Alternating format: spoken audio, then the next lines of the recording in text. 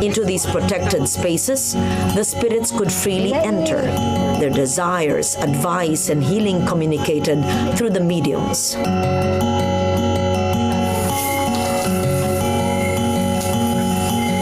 The nature of these mats places Estelita in a distinct space shared with all the Gamaba winners.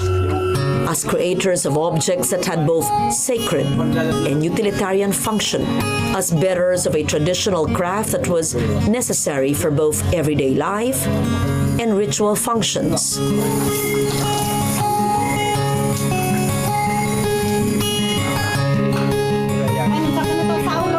Malapatan in Sarangani is home to this complex Balaan universe, where nature, the spirits, and man coexist to this day.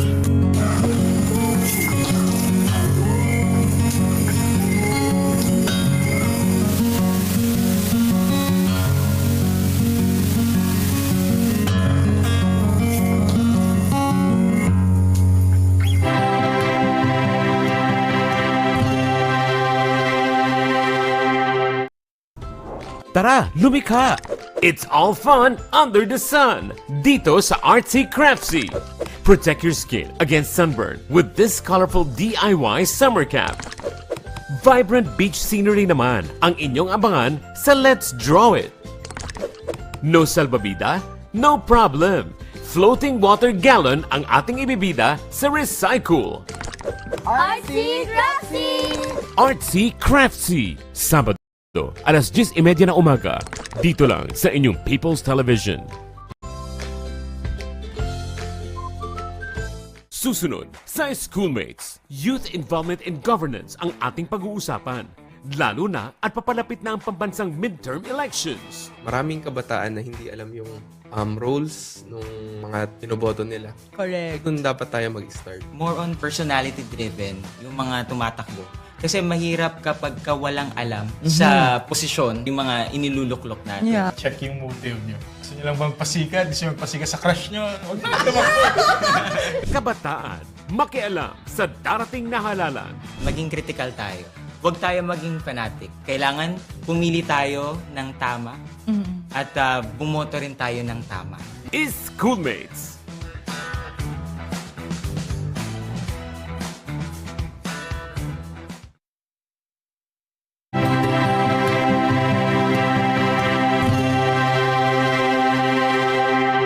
Like most master weavers, Estelita is considered the matriarch of her clan. Thus, her art is informed with the wisdom of generations. The matriarchs who came before her, as well as a present crop of younger family members who share her pride of the Gamaba distinction.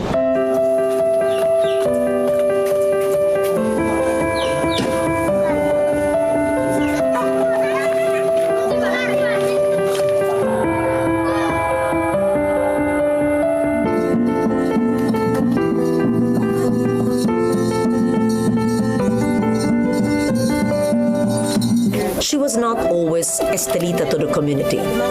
As a child, she was named Labnay and grew up in a traditional Balaan community.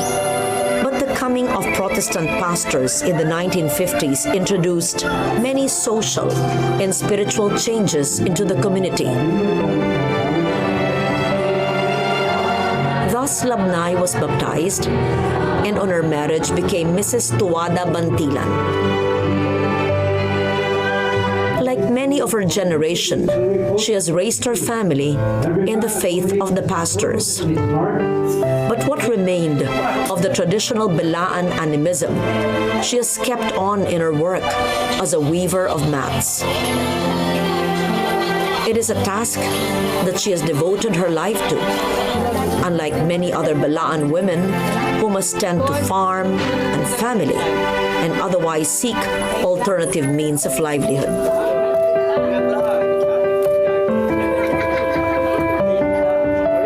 But Tuwada, her husband, was very supportive of her passion for mat weaving.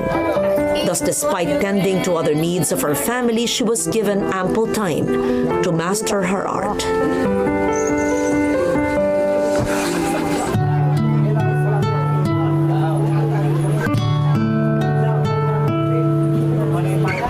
Janus romblon is a material for many mat weaving traditions all over the Philippines.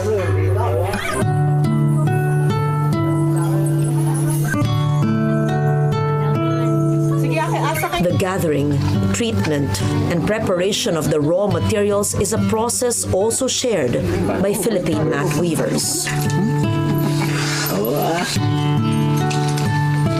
Paano niyo siya ginagawa hanggang sa finished product?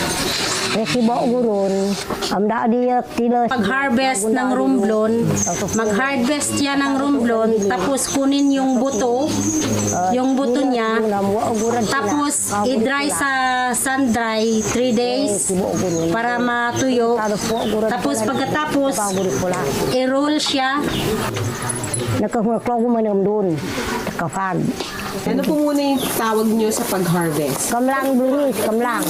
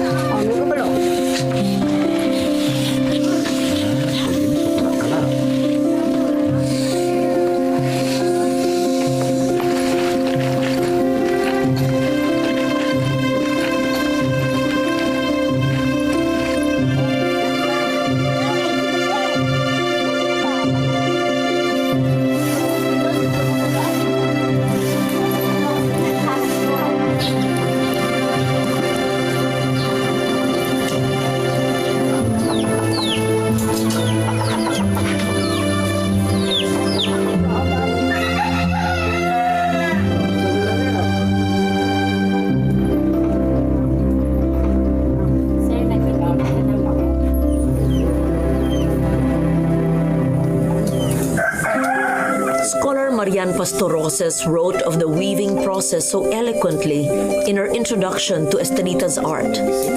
Much of her insights bear quoting here as we see Estelita at work.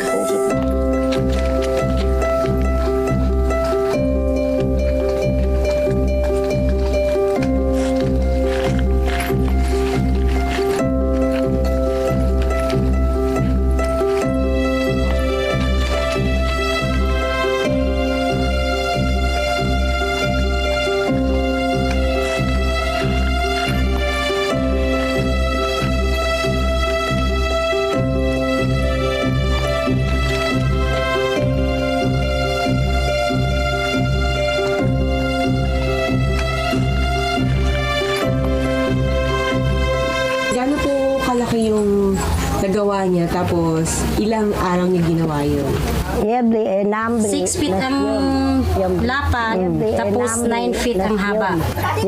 Tapos ano yung una niyang design na nagawa? Yung design daw, ma'am, yung parang magsalong ka sa tubig. May malapit po ba kayo sa dagat? Daw ang makikita nila, ma'am. Tapos po, nung lumalaki na kayo, nakaisip ka na ba ng sarili mong design? Tapos paano niya naiisip yun? Ang nagturo daw sa kanya, ma'am, na gumawa ng design, yung ano niya, yung sa isip niya, sa puso niya, yun ang tumuro sa kanya na yan ang gagawin niyang design.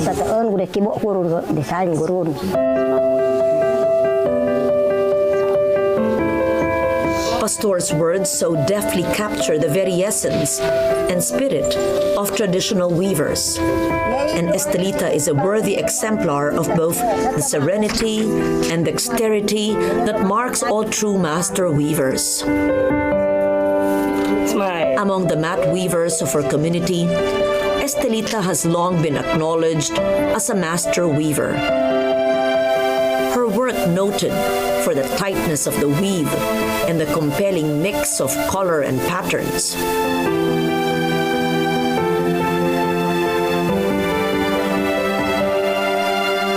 While many of the other weavers make mats with sellability in mind, Estelita still faithfully adheres to the motifs she learned as a child.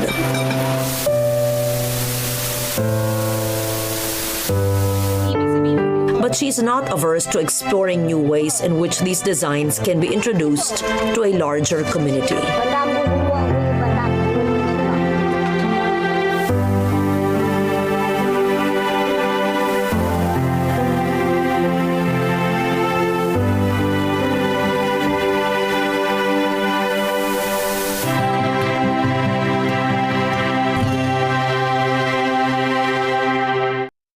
Ang pinaka-importante po sa akin bilang mamamahayag is to shine the light on important issues para higit silang maintindihan. More than the rhetoric over and above the debate, ang pag-uusap po natin ay magbubunga ng mga idea at solusyon. At yang mga solusyon na yan ang maaring maging basihan para sa konkretong aksyon. Ayan mga kaibigan, halina po kayo at pag-usapan natin. Tutukan tuwing Lunes at Huwebes alas 8 ng gabi. Dito lang sa PTV.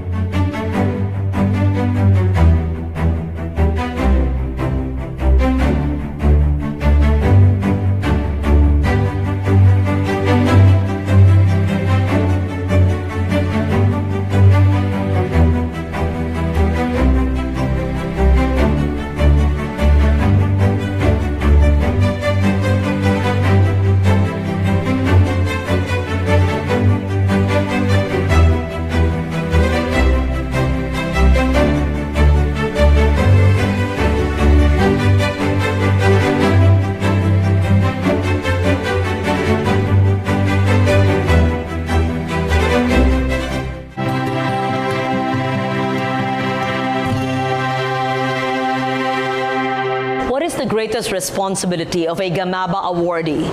As a bearer of culture and tradition, the joyful challenge is to pass on the knowledge to ensure that a new generation will be there to carry the art into the future.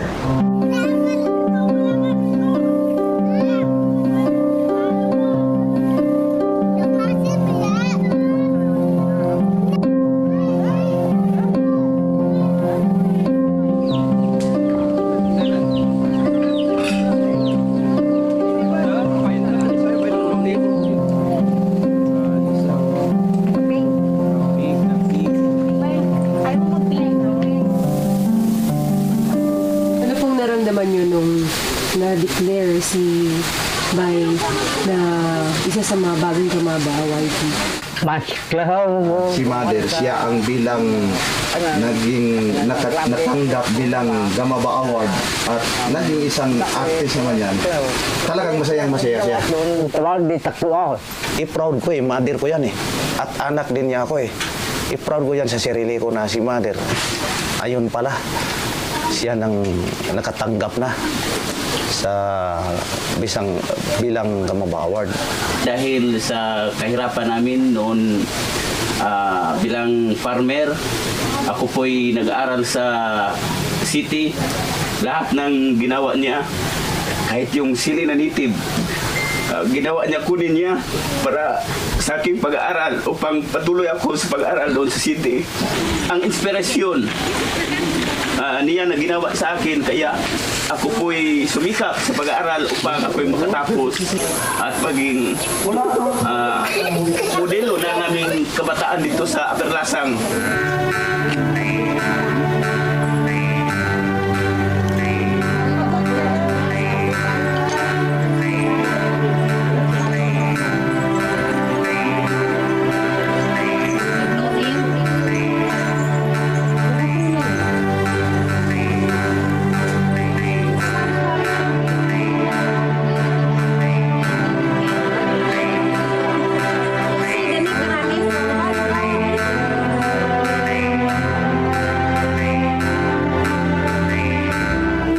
Sa 7 anak niya, 4 na babae ang marunong gumawa ng banig. Yung Yung tatlong lalaki, hindi po.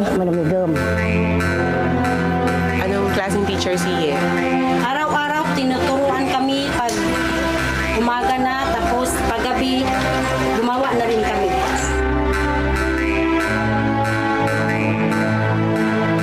Estudyante buratro mo. Mga estudyante po daw niya, ma'am, ang tinuturuan niya. Bali, lumanda mo na mirini. 16 years old pa lang ako, palagi akong tumutulong gumawa ng banig.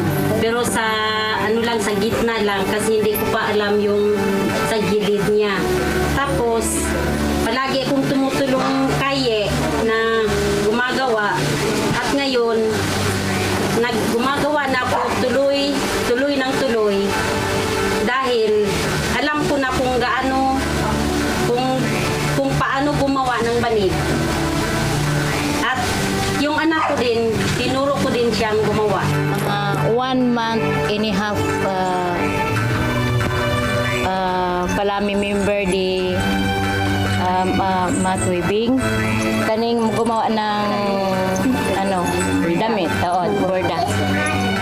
Estilita, medyo may pagka-strict kamay pero sa tamang pamaraan. Tinitingnan ko lang po yung gawa ni Donna. Minsan kasi po kumukuha ko ng ano niya, yung mga gamit niya. Tapos ganun pinaano ko. Gumagawa na rin ako ng sarili ko banig. Pina-check ko po muna sa kanya bago ko ipagpatuloy yung pag-ibig. Sa lahat ng matatanda dito na nag-ibig, siya lang po para ma-preserve ko yung pag-ibig ng banig. I-encourage ko po yung mga maliliit na bata. Kaya sa pamangkin ko, yun po, nag-start na rin po siya magawa ng banig.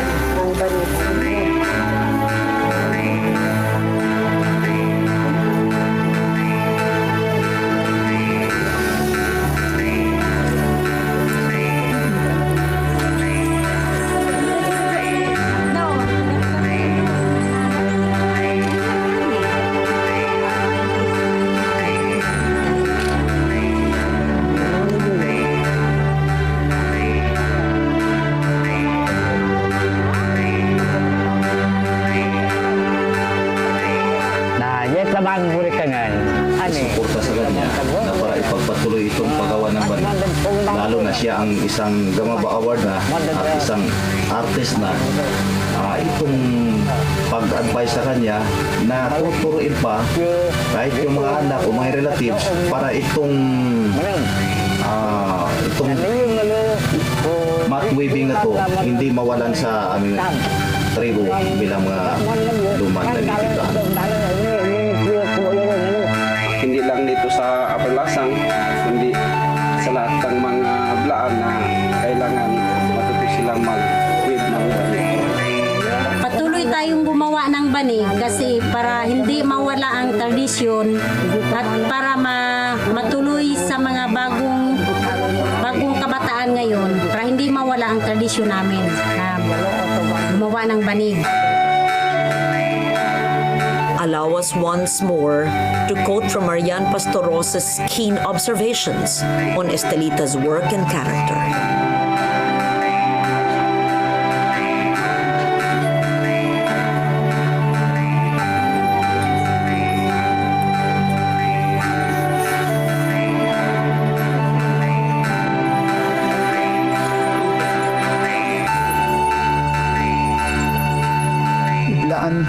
Are among the best when it comes to weaving not only the cloth but the mats that they have in this country. If you look at the mats woven by Estelita Bantilan, who's a Blaan, no? You really will admire the very fine, all this micro detail of the patterns that she makes.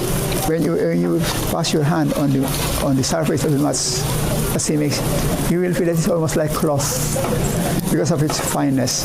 We don't know of any other person who does it as fine as she does it. And hopefully with this award, we will be able to inspire young people. She will be able to inspire young people in the community. The importance in preserving the tradition of your own ethnic community. Otherwise, what's the point of being Bilaan if you cannot show anything that is Bilaan in identity? So this is really the importance of the work of Sarita Bantilan. Tu alibun batong ibulul tu alibun italam yukaf yurek kanun balu banuri mulu tini kartu magal yuri siam defu itu buni kafyu